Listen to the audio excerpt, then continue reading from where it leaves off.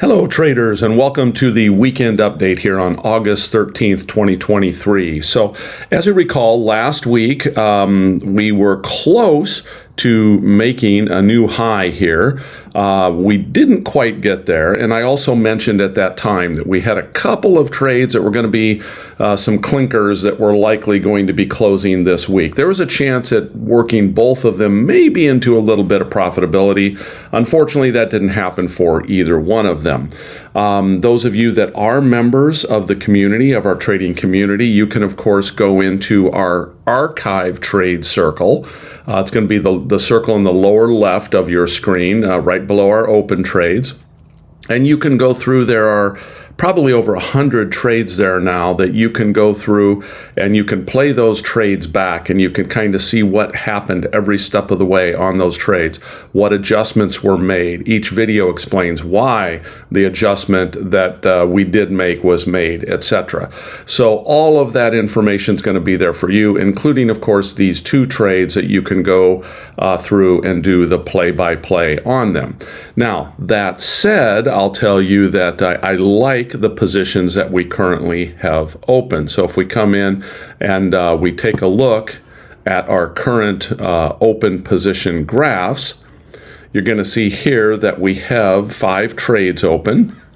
One, of course, is our Google trade, which is a wheel, the start of a wheel trade, and we're up nicely in it, up $244 or so. This is going to be an ongoing trade, so this is not one that's going to close. We're just going to keep rolling this short put until I someday get assigned Google. Then once I get assigned Google, then I'll start selling calls against it, and everyone can see that process. This trade's in a great position. In fact, I may look at even starting to thin this or maybe pull this off early this next week as it's hitting its 10% profit target or so.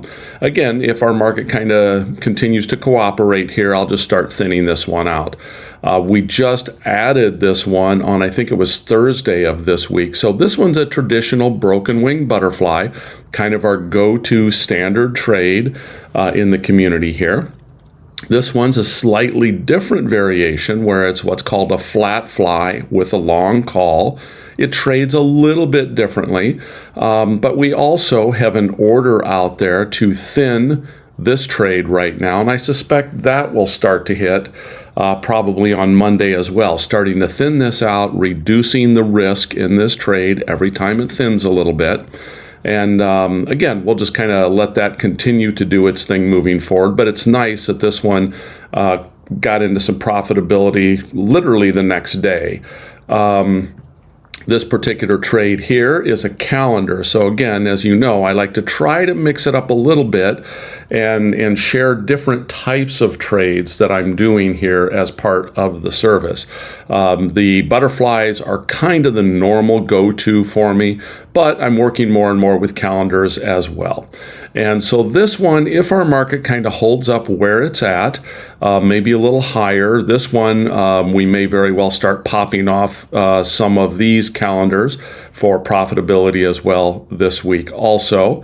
If we get a big down move, we may have to add a calendar into it or look at alternate ways of potentially adjusting this trade.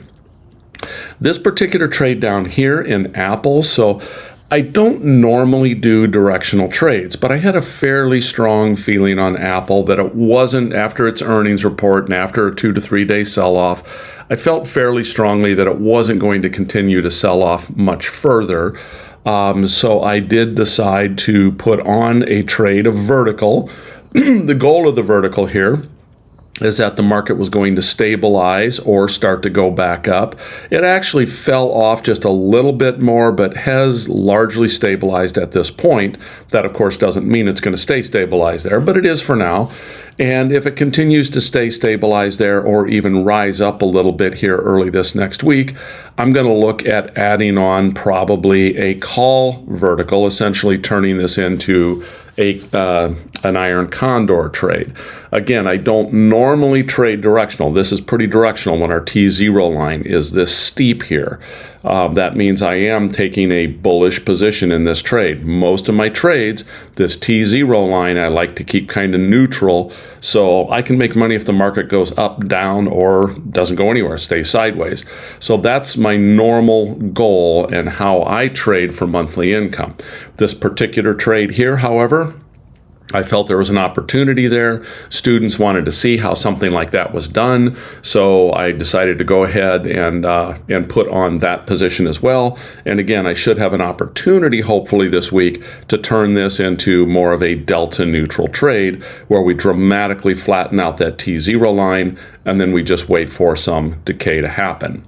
So let's take a look at our market itself right now and just kind of get a sense of what our expectations might be here this next week. Oh, shoot, I'm on my wrong.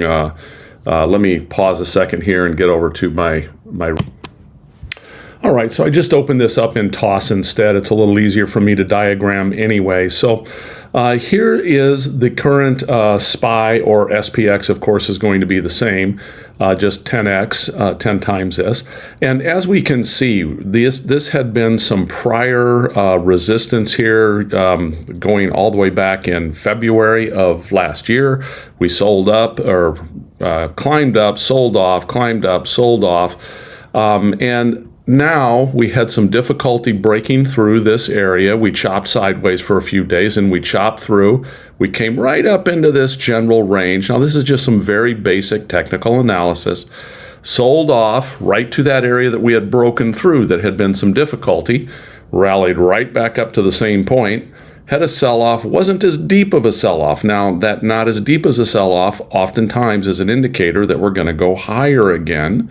And we did. We broke through. We got right up to this resistance area. This resistance area had been support. It was support here. It was support here. It was support here until it broke.